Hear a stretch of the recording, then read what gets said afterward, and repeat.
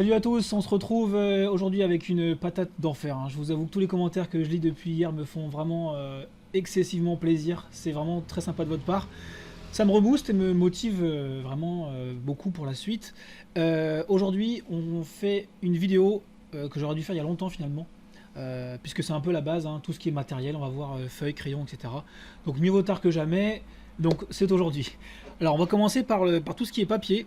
Alors les papiers, je vous apprends rien, enfin en tout cas moi c'est donc les feuilles A4 classiques, feuilles d'imprimerie, 90 grammes, enfin vraiment les trucs qu'on trouve en ramette dans tous les magasins à 5 euros par 500 feuilles. Donc non seulement c'est pas cher, mais c'est vrai que ça, moi j'ai utilisé ça il y a encore pas très longtemps, donc c'est non seulement pas cher et très pratique. Donc en A4 ou en A3, hein. A3 vous savez, le A3 c'est le double. Si vous voulez faire un peu de BD, ça peut être pas mal de travailler en A3. Tout ce qui est croquis, dessin, en général c'est sur du A4. Donc voilà, c'est suffisant vraiment. Je ne peux pas vous conseiller d'autres papiers en termes de qualité, c'est largement suffisant. Après, évidemment, si vous voulez faire un peu plus poussé au niveau du dessin, au niveau de l'ancrage, au niveau de la couleur surtout, si vous faites de l'aquarelle ou de la gouache ou de l'acrylique, évidemment, vous connaissez tous le papier Canson. Donc c'est un grammage qui est un peu plus épais. Là, on est sur du 180, 200, 220 grammes. Donc c'est évidemment plus cher. Ça s'achète par 10 ou par 20. Donc il faut les utiliser avec parcimonie, il faut être plutôt minutieux. Donc voilà, là c'est vraiment réservé pour vos beaux dessins, hein, parce que c'est un peu plus, évidemment un peu plus cher. Voilà pour le papier. Et bien évidemment ce qui suit c'est les crayons. Alors pareil, je vous apprends rien. Le crayon ultra classique, crayon de papier ou crayon de bois, hein, ça dépend des régions. Le petit truc à savoir, c'est, alors vous l'avez peut-être déjà vu, au bout du crayon, il y a une petite un petit truc écrit HB, 2H, 3H, 3B, 5B, 6B, etc. Donc ça, faut savoir qu'en fait, plus le nombre est élevé avec un H, plus le crayon va être sec, c'est-à-dire que votre trait ça sera fin et on aura tendance à vouloir plus appuyer dessus. Donc parfois, on a du mal à gommer quand c'est comme ça. Et par contre, quand c'est si c'est 3B, 4B, 5B, 6B, 7B, 8B, là c'est quelque chose de très gras. Et du coup, si vous êtes comme moi, un petit peu maladroit, vous allez faire vos traits. Et en fait, vous allez vous en mettre plein la main. Et quand vous allez appuyer, vous allez mettre plein de gris sur toute votre feuille. Donc c'est plutôt à réserver pour vraiment des petits croquis. Et encore, moi je vous conseillerais vraiment de privilégier tout ce qui est à la limite 2H, HB et 2B. Je pense que ces trois gammes là sont largement suffisantes pour tout ce qui est critérium, avec en général la petite gomme au bout, mais bon, vous avez tous déjà testé, c'est un peu des gommes bidons, donc ça sert pas à grand chose. Donc voilà, ça reste pratique, sachant que moi j'ai une petite préférence, je vous l'avoue, pour les critériums. Voilà, l'avantage c'est que voilà, vous avez la mine qui est toujours pareille, toujours la même dimension, c'est toujours fin, alors que je l'ai pas précisé, mais pour le crayon de bois évidemment, plus vous dessinez, plus votre mine va être arrondie et il faudra le tailler. Donc il faut en général, ça c'est toujours avec le taille crayon, vous le savez bien. Alors que le critérium, il faut juste les petites mines et puis on a le crayon. Donc en général, donc, il y a trois gammes, il y a 0,3, c'est très fin, je vous conseille pas, c'est vraiment pour les dessins techniques. Donc 0,5 et 0,7.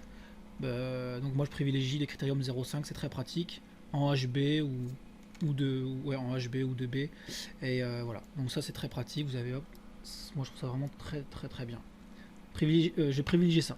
Voilà pour les petits crayons. Alors oui, alors il y a un truc marrant, alors pour les gommes, alors j'ai été surpris de voir toutes les gammes de gommes qui existaient. Donc la gomme, je commence toujours par la classique, hein, la gomme blanche, tout le monde connaît, ça gomme bien, voilà, pas besoin de faire sa pub, c'est toujours très efficace.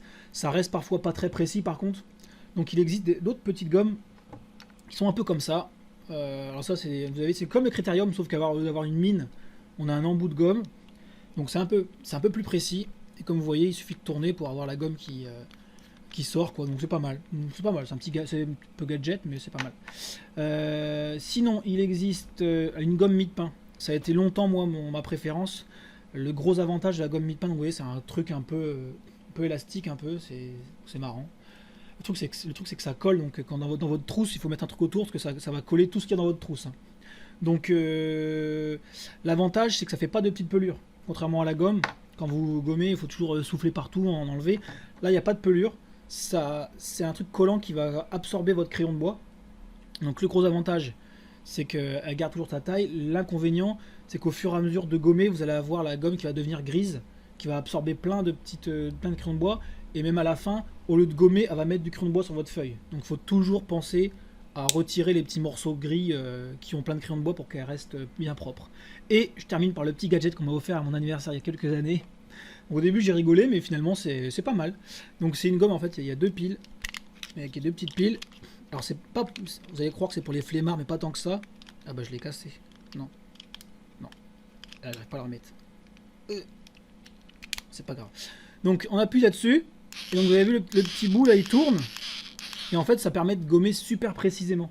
Donc si vous êtes plutôt du genre minutieux, et ben c'est super pratique. Vous pouvez gommer des tout petits endroits, et comme vous n'avez pas, comme avec une petite gomme, à frotter, vous ne touchez pas les autres dessins, enfin les autres traits que vous voulez pas gommer. Donc c'est vrai que c'est pratique quand on veut vraiment être très précis. Par contre, ça réservé aux petites surfaces, hein. Si vous voulez gommer des grandes surfaces, évidemment, rien ne vaut la gomme. Qu'est-ce qu'il me reste? Il reste alors, la règle. Voilà, la règle. Je vais pas m'étendre là-dessus, vous connaissez tous. Ce qui peut être pratique aussi pour tous les traits parfois un peu arrondis qu'on a du mal à faire, c'est tout ce qui existe dans ce genre-là, c'est les perroquets. Donc vous avez vu, il y a plein de différents angles, différents angles. Du coup, vous pouvez faire soit des traits assez abrupts, soit des trucs un peu plus légers. Donc c'est pas mal, ça sert bien. Il faut juste faire attention à quand on met le trait, à pas en mettre partout, quoi, quand on fait le feutre. Donc ça c'est pas mal non plus. Et donc je termine, comme je vous embête toujours avec l'ancrage, je vais enfin vous parler de mes feutres pour ancrer. Donc il y a plein de marques, hein. Je suis pas là pour faire de la pub, mais voilà, il y a Faber-Castell, Micron, Uni, Pilote, enfin il y a plein de marques, on s'en fiche un peu, elles se valent à peu près toutes. Ce qu'il faut que vous regardiez quand vous les achetez, c'est la taille de la mine. Hop, et en général c'est écrit en dessous, donc 0,3. Donc il y a plein de gammes, hein. Il y a 0,1, 0,3, 0,5, 0,7, etc. Ce que je vous conseille, moi, en général, quand on travaille sur du A4 ou du A3, les tailles idéales, ça va être 0,3, 0,5, une petite mine un peu, et puis 0,7. Et éventuellement, un feutre un peu plus épais pour tout ce qui va être remplissage des grosses zones, quoi. Donc vraiment, ça, c'est très pratique. Ça vous permet d'avoir différentes gammes de traits. Des fins, des traits fins, des plus épais pour avoir un joli dessin. Sachant que faites attention si vous êtes pas très soigneux, un peu comme moi, tout ce qui va être feutre 0,1, la mine est très fine, c'est-à-dire qu'au moindre coup trop appuyé, elle se casse en deux. Donc il faut vraiment être très soigneux. Et sinon, on va privilégier 0,3, 0,5 qui sont un petit peu moins fragiles. Voilà pour les crayons. Et alors je termine par le clou du spectacle. Je sais pas si vous connaissez, c'est une table. Alors c'est lourd, donc je vais faire gaffe. Ça s'appelle une table lumineuse. Et une table lumineuse, ça sert à quoi? Alors, de quoi c'est composé? En fait, c'est un gros bloc de bois avec un néon. Et un petit néon. Et en fait, il y a une plaque translucide. Oups. Hop. Et ça sert à quoi en fait? Ça sert à que quand vous avez votre feuille avec votre croquis dessus, voilà, on va dire que c'est plein le bordel. Enfin voilà. Moi, en tout cas, quand je dessine, c'est vraiment le bordel sur mes feuilles. Et quand je gomme jamais tout ce qu'il y a dessus. Je sais même pas si on voit, mince. On va faire comme ça. Voilà. Et du coup, ça permet de... Voilà, je crois que j'ai peut-être fait une bêtise à faire ça. Ça permet de poser une feuille dessus et finalement de redécalquer son dessin directement dessus, d'avoir un ancrage super propre et de laisser le croquis à part, quoi. Donc moi, j'ai utilisé ça pendant super longtemps. C'est pour ça que quand je suis passé à la tablette, avec tout ce qui est calque, enfin c'est super pratique. Donc si vous n'en avez pas à la maison, si vous avez un oncle ou un papa bricoleur, c'est pas compliqué, hein. Il suffit juste d'acheter un néon froid dans tous les magasins, un néon froid, enfin dans les magasins de bricolage. Pourquoi je dis froid? C'est parce que si vous achetez un néon chaud et que vous mettez une plaque de verre ou de plexi dessus, ça va vous cramer la main. Ça m'est déjà arrivé, donc néon froid, une plaque de plexi à privilégier, parce que le verre on ne sait jamais, hein, si vous la faites tomber ça peut casser. Et puis je sais pas moi... quelques petites planches de bois ou un tiroir comment dire, mis à l'envers. Vous posez la plaque, vous mettez votre dessin, le petit néon froid et c'est nickel. Enfin en tout cas moi je m'en sers vraiment beaucoup, c'est très pratique. Voilà pour tout ce qui est matériel, j'espère avoir fait le tour. Sachant que comme je sais que parmi vous il y a beaucoup de fans de manga, je ferai une vidéo spéciale matériel de manga. Avec ce que là vous avez vu, j'en ai pas parlé, tout ce qui va être encre de Chine,